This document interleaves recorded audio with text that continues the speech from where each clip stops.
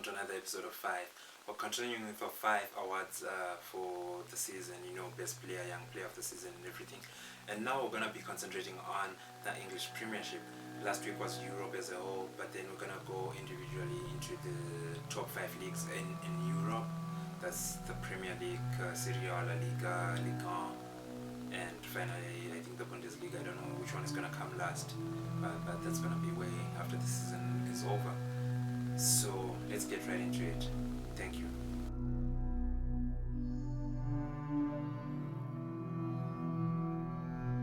In England, it's been quite funny because usually you want the player of the season to be that guy who's helped his team win the top prize or challenge for something. But this year, the player of the season from England, I'm gonna give it to someone who's in a team that's really struggling.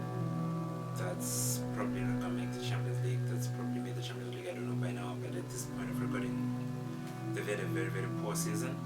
So the player of the season from England is Harry Kane.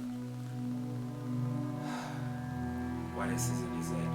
Harry Kane at the time of recording has got 22 goals in the Premier League. He's had 13 assists. He's been a complete provider, complete scorer for his team. That's just a complete package, complete striker. But this is not a surprise to any of you because it's been like that for quite a number of years. He's just been that guy, that complete striker who deserves better. And I'm just so happy finally the rumors have come out that he says to Spurs he wants out, he wants to leave and go to a better team. That's probably going to be Manchester United or Manchester City. Hopefully if Manchester City get Haaland, then they don't need Kane. If Manchester United don't want to spend and he still wants to remain in the Premier League, that leaves a chance for small teams like Chelsea, maybe Liverpool. The guys who might not really have the funds just to go for him straight away. But would Liverpool really need him? I don't know. Chelsea probably do really need him. I've heard that they've made contact, but if Manchester United or Manchester City put the cash, I doubt that they'll have a chance. He would want to swap Tottenham for Chelsea. I don't think he'd want to do that. But that aside, just looking at his season as an individual, he's been brilliant. He's the best player in the Premier League. I'll give a shout out to some honorable mentions. Mo Salah has been good as well. You look at a guy like Bruno Fernandes, just the impact he's had, the stats aside, the impact he's had ever since coming to Manchester United, how they've made 10 giant leaps forward ever since he came. They look like a team who are now maybe 3 or 4 pieces away from maybe trying to bridge the gap to City or competing with City in a real head-to-head race for the title.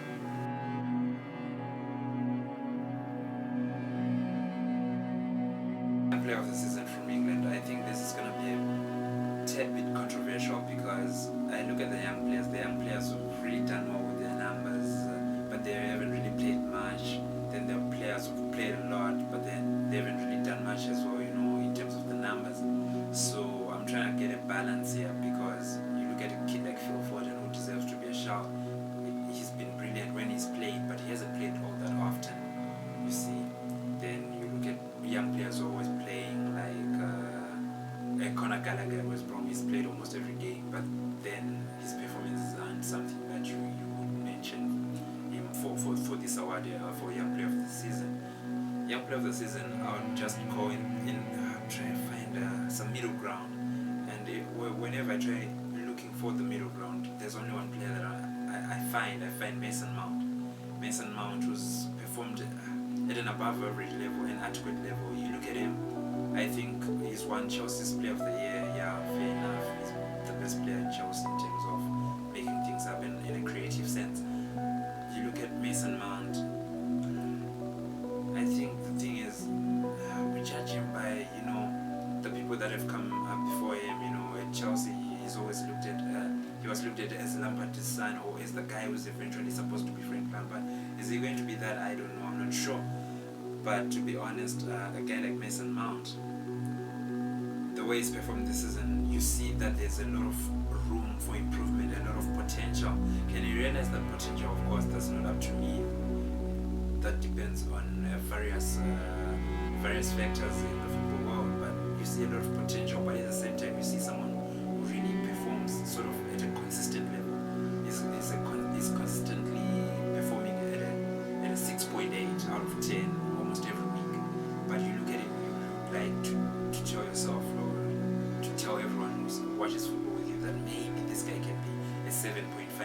out of 10 every week, or getting to an 8. An 8, I rate it as just that one grade below the world class level. World class level is when we get a 9 out of 10 almost every week. But you look at it, you see the potential. So is the guy I've settled on with the young player of the season or what?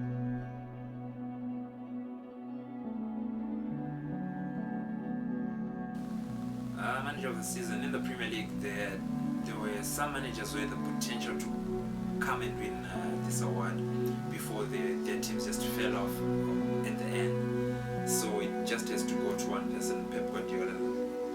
Like I said in the previous week, because he's the manager of the season in Europe, he's been brilliant.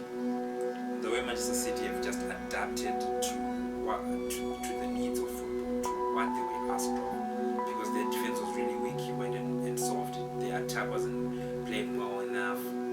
Tried to give guys like Gabriel Jesus a chance. Gabriel Jesus was not good enough for this level. Tried to give him some confidence. He saw that it wasn't working out, but as a man, he took it to the chin that it made a mistake. Then he makes changes, plays the false 9. Aguero wasn't really there. Aguero is leaving City. He's also a bit older, so played the false 9 with tremendous success. That's what a good manager does. You adapt to the problems that you're given in the duration of the season. And Pep answered all these questions with flying colors. He's the manager of the season for the English Premier League.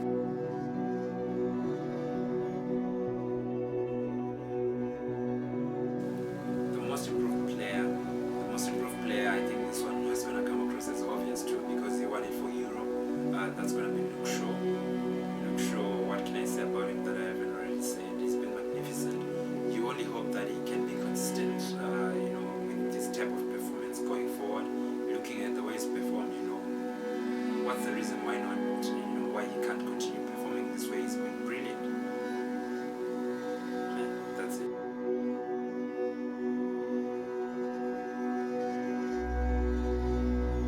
Signing of the season.